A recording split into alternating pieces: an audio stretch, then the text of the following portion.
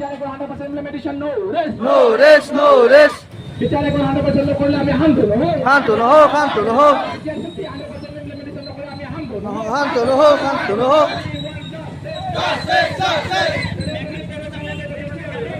Rest.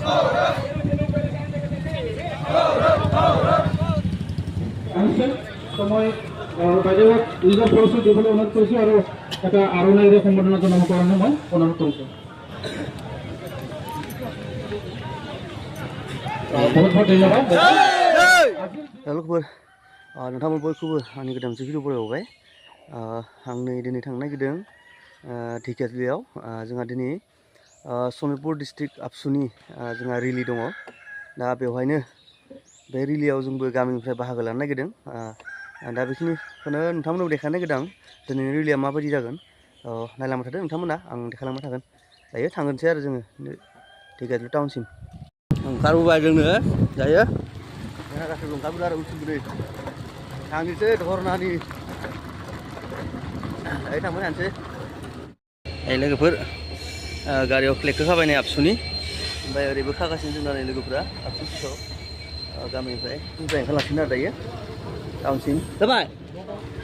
लोगोफोर दा थांग्रोनोसै जों दा टाउनसिम थांबाय थानोसै आरो जों दा नै टाउन मोनफैबाय ढेकियाजुलि टाउन बाइकफोरखौ दोननानै ओंखारबोबाय आरो जों दा नै थाबाय थाबायनानै जोंहा बयस स्कुलाव जमा जानांगौनो ढेकियाजुलिनि बेयाव थांसिगोन आरो दा बयस स्कुलाव जों दा नै ढेकियाजुलि टाउनाव दङ ओमफ्राय बोरै दं आरो दायो जागोन रिलिया बयस स्कुलनिफ्राय सार्कोलसिम थांग्रोनि आरो जों बयस स्कुलाव टाउनाव नै ढेकियाजुलि टाउना बेनो ढेकियाजुलि टाउन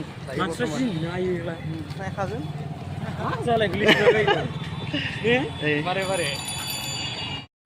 टाउना थाबोबाय नै टाउन थाबायगासिनो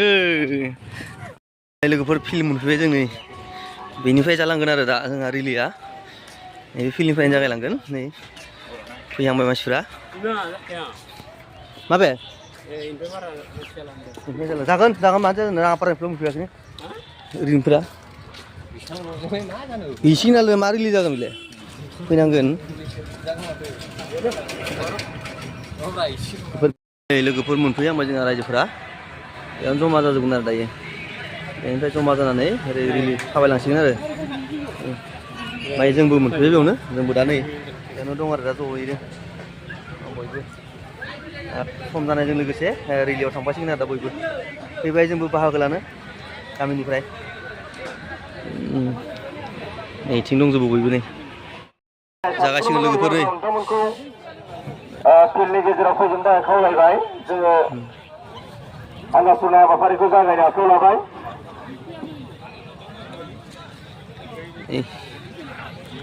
सनितपुरनि रायजोफोर लोगोफोर सनितपुर जिल्लानि रायजोफोर बिसोरो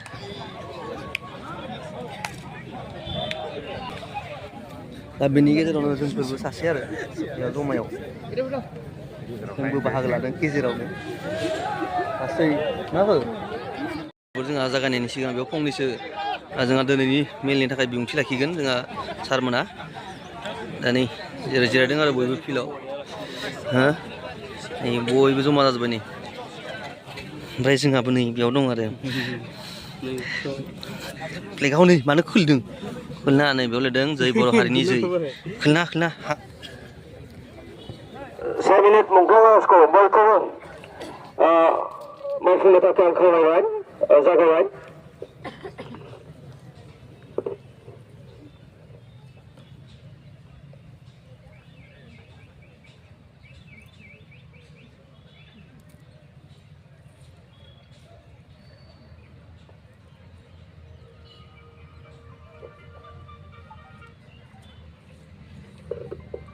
जासिगोन हाबाफारियाव बाहागो लानाय साफ्रोमनिसिमबो सनितपुर जिल्ला दुलाराय फरायसा आफादनि जानानै साबायखर बावबाय गासैखौबो जिरायफिननो थाखाय आं खावलायबाय दिनैनि हाबाफारियाव बाहागो लानो हानाय सनितपुर जिल्ला दुलाराय फरायसा आफादनि मानगोनां आफादगिरि बिथां इनस मोसाहारि आं बिथांखौ सिनायथि होनो थाखाय आखायाव लाग्रोबाय आरो बिथांखौ गांसे आर'नाइजों आं बराय लानो थाखाय खावलायबाय साबायखर थाबाय बे समाव जोंजों बाहागो लानो हादों मिरु दुलाराय बर' फरायसा आफादनिनो बुंथिगिरि अबिन नार्जारि गारा बिथांखौबो गावनि सिनायथिखौ लानो थाखाय खावलायबाय लोगोसे गांसो आरनायजों बर' लानो थाखाय खावलायबाय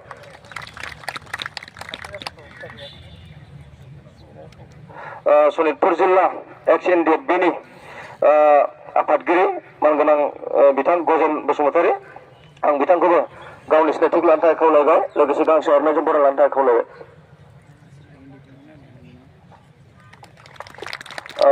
बे समाव दिनैनि जि हान्जा सुरनाय हाबाफारि बे हाबाफारियाव सुंद' बिबुंथिनि गेजेरजों बेखेवना होनो थाखाय दुलाराय बर' फरायसा आफादनि बुंथिगिरि अबिन नार्जारि गारा आं बिथांखौ बिबुंथि लाखिनो थाखाय खावलायबाय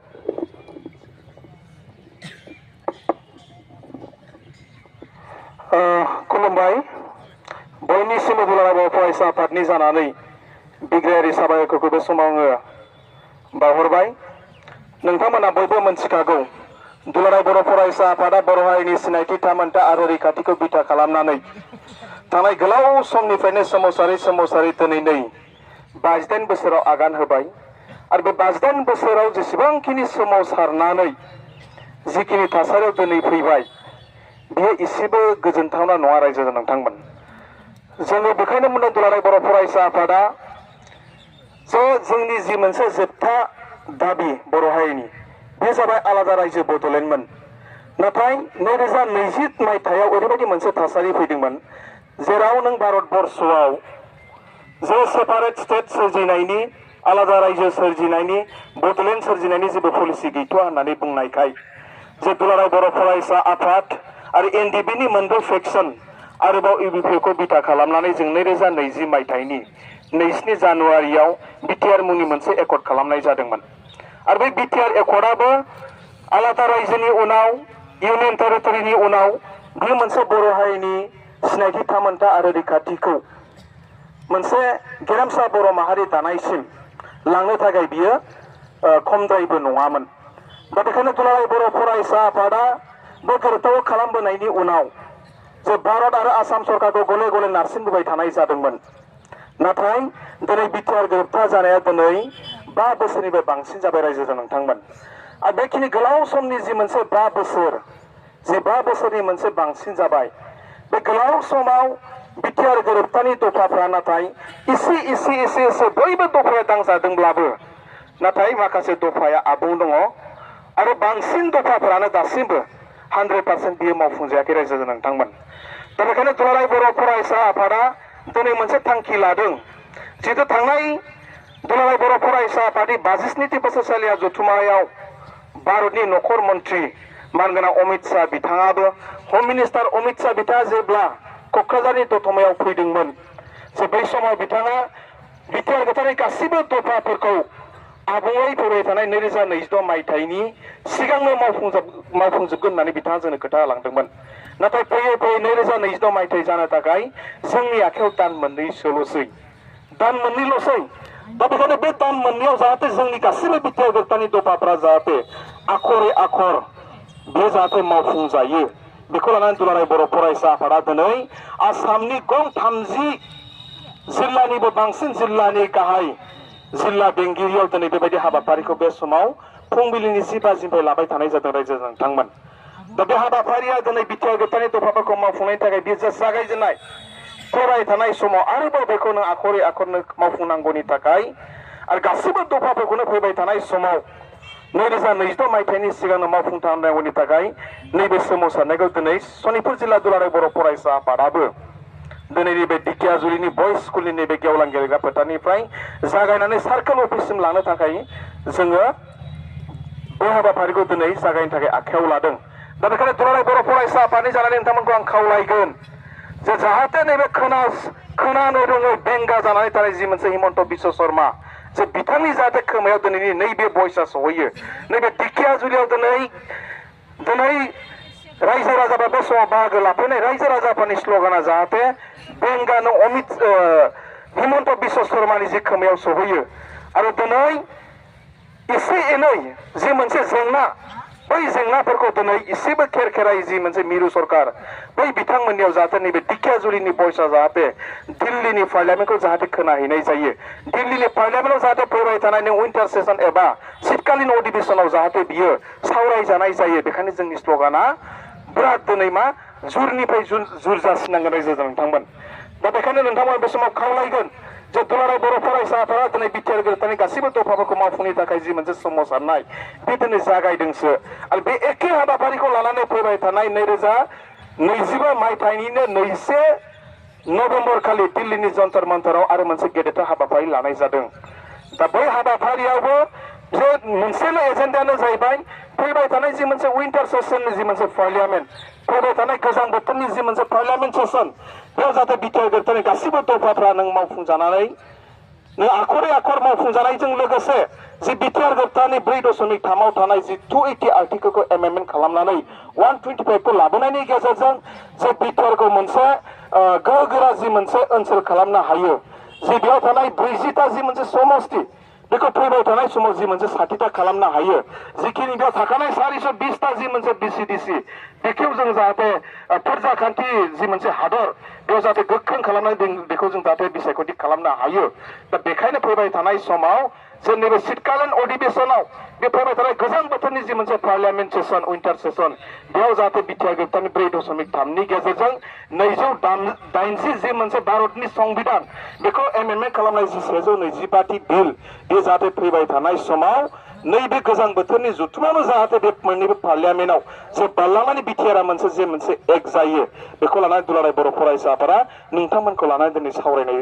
नैबेयाव मोनसे रेलि खालामनो थाखाय जों ओंखारदों बेखायनो नोंथांमोनखौ बयखौबो आब्रुथिनि गेजेरजों जोंनि स्ल'गाना जाहाथे जोंनि जि मोनसे दाबि बेखौ लानानै जाहाथे जोंनि जि सोमावसारनाया दिनै थांबाय थागोन आरो बै स्ल'गानाव जाहाथे जों जेसेबां हायो गोबारै जों होख्रावनानै जाहाथे बेंगा जानानै थानाय जि हिमन्त बिश्व शर्मानि खोमायाव जाहाथे जोंनि मेसेजआ सहैयो जे नरेन्द्र मदिया जि बाथ्राखौ बुंदोंमोन जि अमित शाह बिथांमोना जि बाथ्राखौ बुंदोंमोन जाहाथे बै बुंनाय बायदि फैबाय थानाय 2022 मायथाइनि सिगाङावनो जाहाथे बिटिआर गोरोबथानि गासैबो दफाफ्रा मावफुंजायो बेखायनो नोंथांमोनखौ आं बे समाव दुलाराय बर' फरायसा आफादनि जानानै नैबे रेलियाव जाहाथे बयबो गोसो होसारनानै स्ल'गानाव जाहाथे बाहागो लायो आं बेखौनो दुलाराय बर' फरायसा आफादनि जानानै खावलायबाय बे समाव नोंथांमोनखौ बेखायनो बयखौबो जोङो दसे स्ल'गान होनो थाखाय आं नोंथांमोनखौ बे समाव गसंनो आरो स्ल'गानाव बाहागो लानो थाखाय आं बे समाव खावलायहरदों बाहागो लानो थाखाय खावलायबाय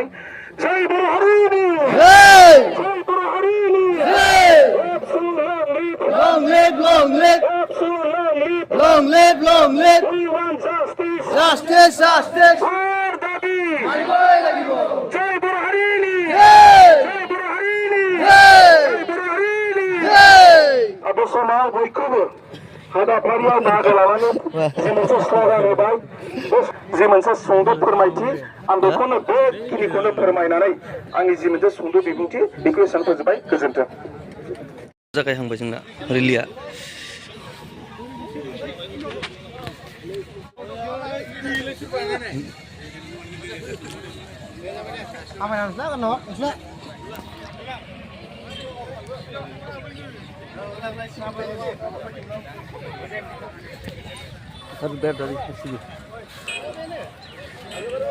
ओरै उनथिं थांसै दायो उनथिं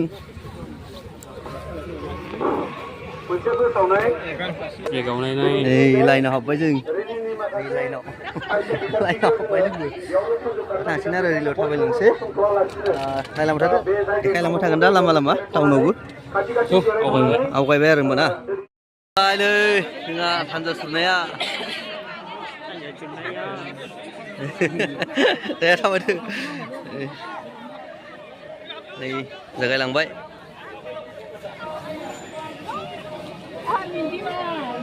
दे मा सिरि सिरि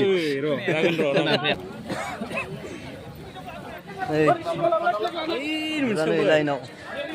दोङो र' फन फैदों सोरनि फन फैदों जेबो होबाय थाखायो खोनालाना माथो खोनाला जेबोखौनो नै ओंखारबाय जै जै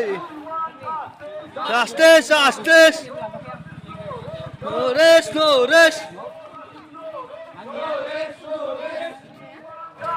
justice justice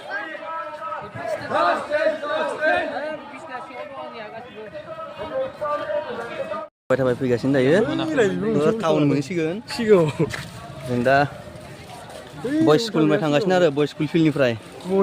दा जों ओरै मोनसेबो दं ओमफ्राय नैबेयाव टार्निं लाबाय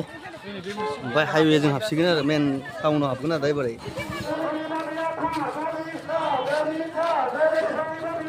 आरो नै लाइनाव थांगासिनो लासै लासैनो सार्कोल अफिससिम थांगोन बेयो जों थाबाय थाबाय दा सोंनाया बिदिनो बे सार्कोल सोंनाया जोबगोन आरो दा नै टाउन हाबबाय जों दायो नोगोबो टाउन हाबफैबाय जों दा मेन हाइवेआव धेकियाजुलिनि टाउननि मेन हाइवे आरो बेयो नै बेयो ओमफ्राय ओरै थांसिगोन आरो दा आगसिजों हाइवेआ नै ओरैजों जाय तेजपुर थांबाय थिं तेजपुर लाइन ओरै गुवाहाटि मंगलदै लाइन बेयाव हाबबाय आरो जों दा नै हाइवेआव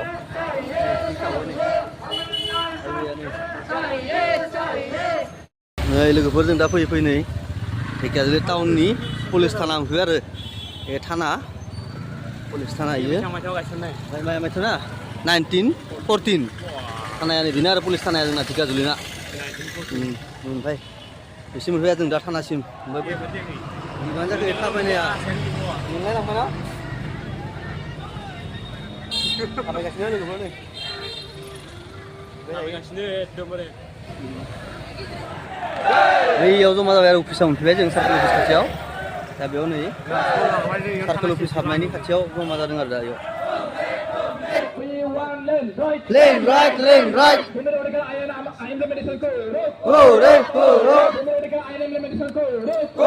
go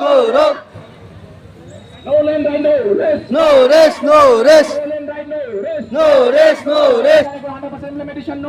no rest, no rest. বিচারে কোন 100% করলে আমি হানতো না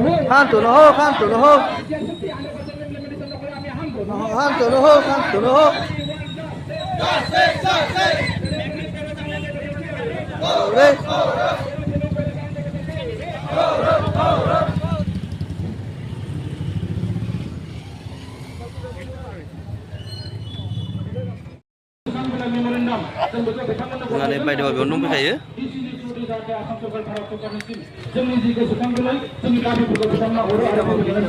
बायदेवा बेनो आरो बेनिनो मेम'रेन्डाम गथायगोन आरो दिनै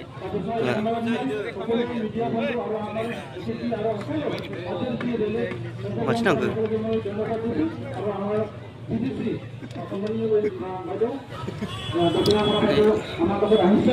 সময় বাইদেউ নিজৰ পৰিচয় দিবলৈ অনুৰোধ কৰিছোঁ আৰু এটা আৰণাইৰে সম্বৰ্ধনা জনাবৰ কাৰণে মই অনুৰোধ কৰিছোঁ বহুত বহুত ধন্যবাদ আজিৰ যি আমাৰ ৰেলী কাৰ্যসূচী ইতিমধ্যে আপুনি গম পাইছে 100% আৰু একবাৰ আমি এই ৰেলী কাৰ্যসূচী ল'বলৈ বাধ্য হৈছোঁ তো অনাগত দিনত অসম চৰকাৰ ভাৰত চৰকাৰ যাতে আমাৰ দাবীবিলাক মানি লয় আৰু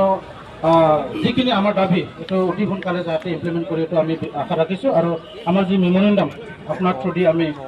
আজি আমাৰ মেম'ৰেণ্ডামটো ছাবমিট কৰিম এই সময়ত মই বাইদেউ চমুকে বক্তব্য দিবৰ কাৰণে মই অনুৰোধ কৰিছোঁ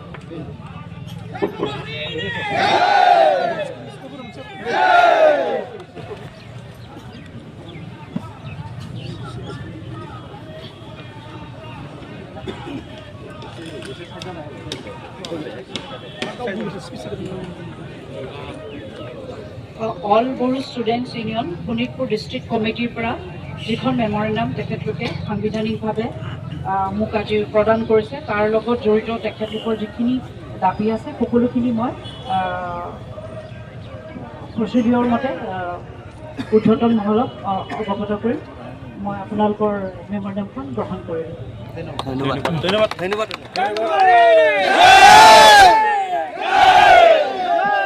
আমাৰ CDC বাইদেউ ধন্যবাদ পৰিষদ হৈ পেলাই এই আমাৰ যি দাবীসমূহ একচেপ্ট কৰাৰ বাবে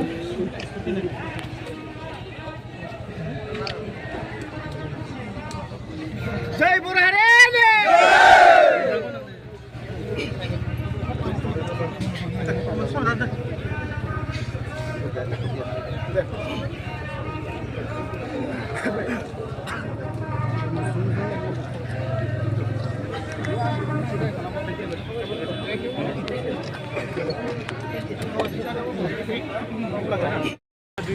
जोंनि लोगोफोर प्रग्रामाव जोब्बाय नालाय फैयै फैयै जों दा बेयाव फैबाय